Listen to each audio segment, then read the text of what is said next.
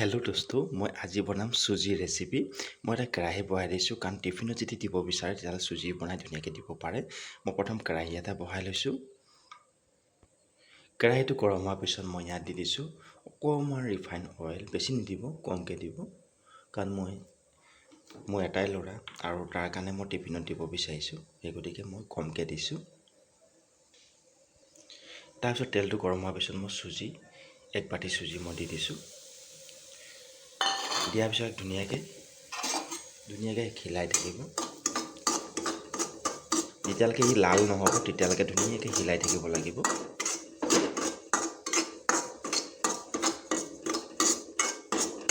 আৰু চিম্পুল চুজি ৰেচিপিটো বনাইছোঁ। ইয়াত মই কোনো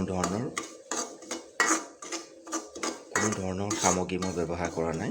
ইয়াত যদি ঘিউ আছে, ঘিউ দি আপোনালোকে ভাজিব পাৰে, কাৰণ ঘিউটো অলপ চেণ্ট মাৰে, ল'ৰাটো খাব নিবিচাৰে, সেই গতিকে মই ৰিফাইন অইল দি ফ্ৰাই কৰিছোঁ।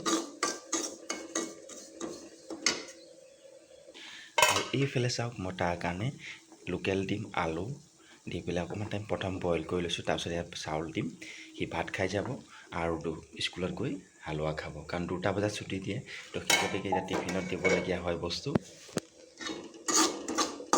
এবাৰ 1ত পাইছে দেই মোৰ ল'ৰাটো।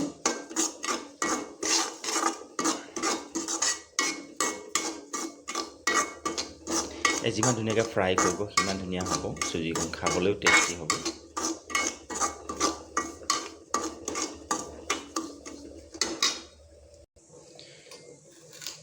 মোৰ ফ্ৰাই হৈ গৈছে। মই ইয়াত দি দিছোঁ চেনি, একদম কমকৈ মিঠা দিছোঁ, কাৰণ বেছি মিঠাটো দিব নালাগে।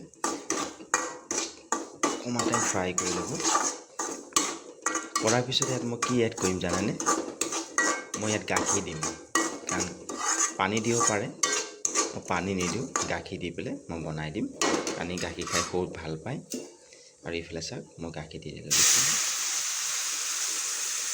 চাব আপোনাক কিমান পৰিমাণটো দিব লাগে, নহ'লে বেছি গুলগুলীয়া হৈ গ'লে ভাল নহয়।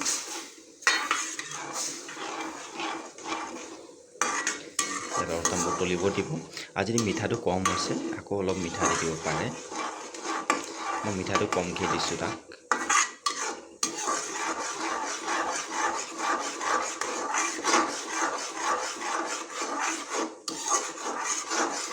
হৈ যাব চাগে, গাখীৰ আৰু দিব নালাগে চাগে দেই। নাই, আৰু দিব নালাগে, দেখিছে ধুনীয়া জোখত হৈ গৈছে। আৰু এতিয়া টিফিনত ধুনীয়াকৈ দিব পাৰিম। চাওক, ৰেডি হৈ গ'ল। কাৰণ চুজিৰ ৰেচিপিটো বহুত সহজ হয়, আৰু বিভিন্ন ধৰণৰ বস্তু দি পেলাই বনাব পাৰে। কাজু, কিচমিচ, বাদাম কিবা কিবি দি ধুনীয়াকৈ বনাব পাৰে। মই একদম চিম্পুল বনাইছোঁ আৰু টিফিনত দি দিবলৈ। আৰু এইফালে চাওক, মই ধুনীয়াকৈ তাক টিফিনত দি দিলোঁ, আৰু সি ধুনীয়াকৈ দুপৰীয়া খাব পাৰিব। চাওক, মোৰ ৰেডি হৈ গ'ল এটা সৰু ৰেচিপি আপোনালোকৰ মাজলৈ দিছোঁ। চ' অকণমান মৰম আৰু আশীৰ্বাদ কৰিব। চ' আজিলৈ ইমানতে সামৰণি মাৰিছোঁ। জয় আই অসম।